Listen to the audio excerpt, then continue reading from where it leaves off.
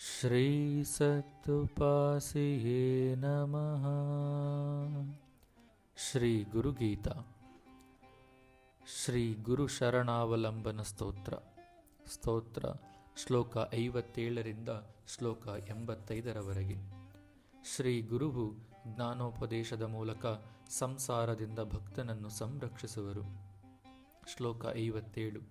ಸಂಸಾರ ವೃಕ್ಷಂ ಆರೂಢಾಃ ಪತಂತಿ ನರಕಾರ್ಣವೇ ಯಃ ತಾನ್ ಉದ್ಧರತೆ ಸರ್ವಾನ್ ತಸ್ಮೈ ಶ್ರೀ ಗುರವೇ ನಮಃ. ಅನುವಾದ. ಈ ಸಂಸಾರವೆನ್ನುವ ಮರವನ್ನು ಹತ್ತಿರುವ ಜೀವಿಗಳು ನರಕ ಸಮುದ್ರದಲ್ಲಿ ಬೀಳುತ್ತಿರುವರು. ಅಂಥವರನ್ನೆಲ್ಲ ಪಾರು ಮಾಡಲು ಯಾರು ಜ್ಞಾನೋಪದೇಶದಿಂದ ಸಂರಕ್ಷಿಸುತ್ತಾರೋ ಅಂತಹ ಗುರುವಿಗೆ ಶರಣು. ಭಾವಾರ್ಥ.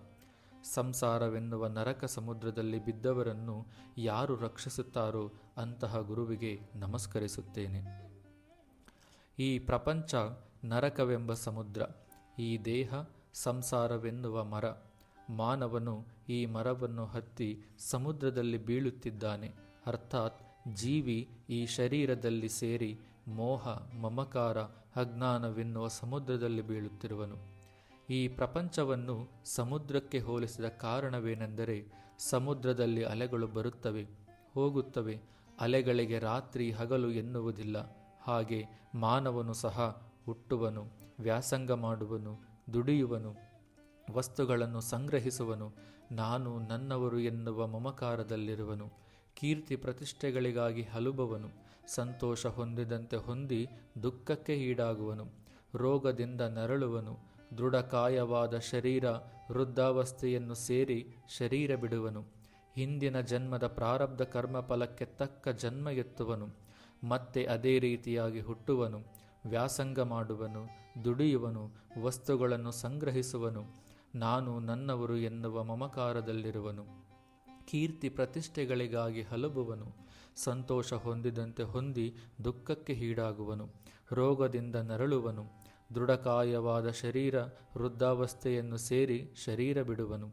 ಈ ಜನನ ಮರಣಗಳ ಸಮುದ್ರದ ಅಲೆಗಳಂತೆ ಅಂತ್ಯವಿಲ್ಲದವು. ಸಮುದ್ರವನ್ನು ಮಹೇಶ್ವರನು ನರಕ ಸಮುದ್ರವೆಂದು ಹೇಳಲು ಕಾರಣವೇನೆಂದರೆ, ಮಾನವನು ಆತ್ಮಸ್ವರೂಪನು. ಅಜ್ಞಾನದಿಂದ ದೇಹ ಭಾವದಲ್ಲಿದ್ದು ಈ ಪ್ರಪಂಚದಲ್ಲಿ ಅನೇಕ ಆಕರ್ಷಣೀಯವಾದ ವಸ್ತುಗಳಿಗೆ, ಲೋಲತ್ವಗಳಿಗೆ, ವರ್ಣರಂಜಿತವಾದ ದೃಶ್ಯಗಳಿಗೆ, ಭೋಗಗಳಿಗೆ ಮತ್ತು ವಿಷಯಾದಿಗಳಿಗೆ ಅಣಿಯಾಗುತ್ತಾನೆ. ಕಂಡಿದ್ದೆಲ್ಲ ಬೇಕೆನ್ನುವ ಭಾವದಲ್ಲಿರುತ್ತಾನೆ. ಯಾವುದು ಸುಖವೆಂದು ತಿಳಿದಿರುತ್ತಾನೋ ಅದೇ ದುಃಖಕ್ಕೆ ದಾರಿಯಾಗುತ್ತದೆ. ಗುರು ಹೇಳಿದ ಮಾರ್ಗ ಹಿಡಿದು ಮುಂದೆ ನಡೆದರೆ ಹತ್ತಿಯ ರಾಶಿಯು ಅಗ್ನಿಯ ಕಿಡಿಯಿಂದ ದಹಿಸಿದಂತೆ ಸಂಚಿತ ಕರ್ಮ ದಗ್ಧವಾಗುವುದು. ಸಂಚಿತ ಕರ್ಮವನ್ನು ಹತ್ತಿಗೆ ಹೋಲಿಸಲಾಗಿದೆ ಮತ್ತು ಜ್ಞಾನವನ್ನು ಅಗ್ನಿಗೆ ಹೋಲಿಸಲಾಗಿದೆ. ಸದ್ಗುರುವನ್ನು ಆಶ್ರಯಿಸಿದರೆ ಜ್ಞಾನ ಉಂಟಾಗುವುದು. ಜ್ಞಾನದಿಂದ ಸಂಚಿತ ಕರ್ಮ ದಗ್ಧವಾಗುವುದು. ಸಂಚಿತ ಕರ್ಮ ದಗ್ಧವಾದರೆ ಜನನ ಮರಣಗಳ ಚಕ್ರದಿಂದ ಮುಕ್ತರಾಗಬಹುದು. ಹೀಗೆ ನರಕದಿಂದ ಪಾರು ಮಾಡಿ ರಕ್ಷಿಸುವಂತಹ ಶ್ರೀ ಗುರುವರೆಗೆ ನಮಸ್ಕರಿಸುತ್ತೇನೆ. ಪರಮಹಂಸ ಸದ್ಗುರು ಶ್ರೀ ಸತ್ತುಪಾಸಿ ಉವಾಚ. ಗುರುವಿಗೆ ಪ್ರಾಪಂಚಿಕವಾಗಿ ಕೊಡುವಂಥದ್ದು ಏನೂ ಇಲ್ಲ. ಅವನು ಅವರಿಗೆ ಪ್ರಾಪಂಚಿಕವಾಗಿ ಕೊಡುವಂಥದ್ದೇನೂ ಇರಲ್ಲ. ಇರುವವರೆಗೂ ಅವರ ಯೋಗಕ್ಷೇಮ ರಕ್ಷಣೆ ಮಾಡುತ್ತಾನೆ. ಎಲ್ಲಕ್ಕಿಂತಲೂ ಅತಿಶಯವಾದದ್ದೆಂದರೆ ಆಧ್ಯಾತ್ಮಿಕ ಸಾಧನೆ, ಗುರುಭಕ್ತಿ, ಭಗವಂತನ ಧ್ಯಾನ, ಶ್ರದ್ಧೆ ಇವುಗಳನ್ನು ಪಡೆಯುತ್ತಾನೆ. ಅದನ್ನು ಮಾಡಿಕೊಂಡು ಇದ್ದರೆ ಆಯಿತು. ಇದು ಎಲ್ಲರಿಗೂ ಅನ್ವಯಿಸುತ್ತದೆ. ಸಮುದ್ರದಲ್ಲಿ ನಿರಂತರವಾಗಿ ಅಲೆಗಳು ಮೂಡುವವು. ಅವು ಪ್ರತಿ ಬಾರಿಯೂ ದಡವನ್ನು ಮುಟ್ಟಿ ಅದೇ ವೇಗದಲ್ಲಿ ಹಿಂತಿರುಗಿ ಸಮುದ್ರದಲ್ಲಿಯೇ ಲಯಗೊಳ್ಳುವ ಹಾಗೆ ಸಾಧಕನು ತನ್ನ ಸಂಸಾರದ ಕರ್ತವ್ಯ ನಿರ್ವಹಣೆಗೆ ಎಷ್ಟು ಅಗತ್ಯವೋ ಅಷ್ಟು ಕಾರ್ಯಕಲಾಪಗಳನ್ನು ಪರಮಾತ್ಮನ ಸ್ಮರಣೆಯ ಜೊತೆಗೆ ನಿರ್ವಹಿಸಿ ಕೂಡಲೇ ತನ್ನ ಏಕಾಂತದ ಸಾಧನೆಗೆ ದಾರಿ ಮಾಡಿಕೊಂಡು ಅದಕ್ಕೆ ಹಿಂದಿರುಗಬೇಕು.